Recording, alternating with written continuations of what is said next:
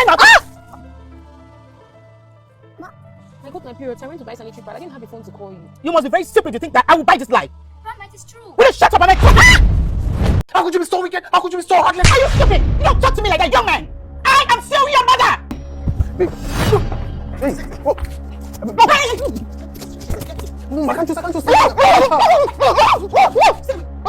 What would you do if the person you love was rejected, not because of who they are, but because of their past, their condition, or even their child? Imagine falling deeply in love, only to realize that love alone is not enough. Because sometimes, the real battle isn't between two hearts, it's between love and family. This story will frustrate you, break you, and at the same time, remind you why love is never simple. Today's story, The Sound of Love, is not just another Nigerian drama.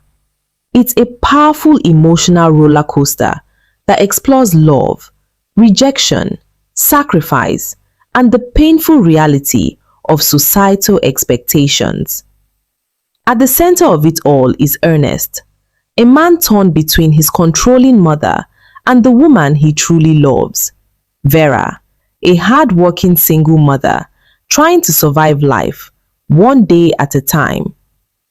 But this isn't just a love story. This is a story about acceptance.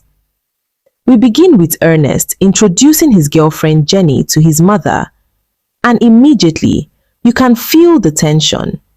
His mother doesn't just disapprove, she humiliates. When she finds out Jenny is epileptic, everything changes. Not because Jenny is a bad person, but because of fear, stigma, and what people will say. And that's where the first major thing hits. In many African homes, perception matters more than truth. Ernest, pressured by his mother, eventually walks away from Jenny, not because he stopped loving her, but because he couldn't stand against his mother. That moment sets the tone for the entire story. Then we meet Vera, a struggling single mother, hustling daily just to survive and raise her daughter, Lola. Her life is raw, real, relatable. Debt, stress, betrayal from friends, and the constant fear of not having enough. And yet, she remains strong. This is where the story shines, because Vera represents millions of women silently fighting life every day. Then fate steps in. Ernest meets Lola, and something changes. Not just attraction, but connection. Through Lola, he finds his way into Vera's life.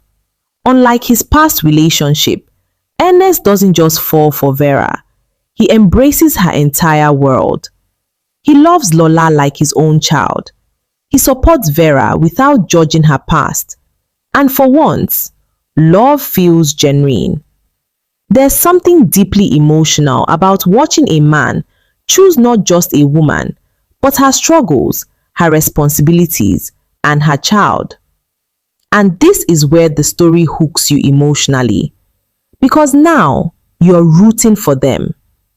But just when things start to feel right, his mother returns, and this time, she's worse. She doesn't just reject Vera, she tests her. For 2 weeks, Vera and her daughter are forced to live under harsh, almost unbearable conditions. She insults Vera's past. She forces a child to do hard work. She humiliates them daily. And here's the painful truth. This isn't just fiction for many people. It reflects a real-life problem when parents confuse control with protection. Ernest's mother believes she's protecting her son, but in reality, she's destroying his happiness. Everything reaches a boiling point when Vera finally stands up for herself. She refuses to let her child be disrespected, and in one powerful moment, she walks away. Not because she doesn't love Ernest, but because she refuses to lose herself. That moment hits hard because it reminds us of something important. Love should never cost you your dignity. Now, Ernest is left with nothing. No Vera, no Lola, just regret and anger toward his mother. For the first time, he stands up to her, and that's when everything begins to change because his mother finally realizes something painful. She wasn't protecting her son, she was pushing him away. In a surprising turn, she breaks down. She reveals her past, her mistakes, her guilt, and the pain that shaped her behavior. Suddenly, she is no longer just the villain. She is a broken woman trying to avoid repeating her past, but doing it in the worst possible way. And for the first time, she apologizes, not just with words, but with humility. Vera returns, not because everything is perfect, but because healing has finally begun. Ernest, Vera, and Lola finally get the acceptance they deserve, and for once, love wins. This story leaves you with powerful lessons. Love is not just about feelings, it's about choices. Your past does not define your worth, and family can either build you or break you. But sometimes, standing up to family is the hardest and most necessary thing you will ever do. But here's the real question.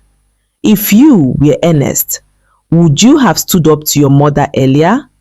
Or if you were Vera, would you have stayed or walked away sooner? Let me know in the comments. Thank you so much for watching and staying with me till the end. I truly appreciate your time and support. If you enjoyed this story and want to experience the full emotional journey, make sure you head over to Global Crown TV on YouTube and watch the complete movie. Trust me, this is one story you don't want to miss. Don't forget to like, share, and subscribe for more powerful stories like this. See you in the next one.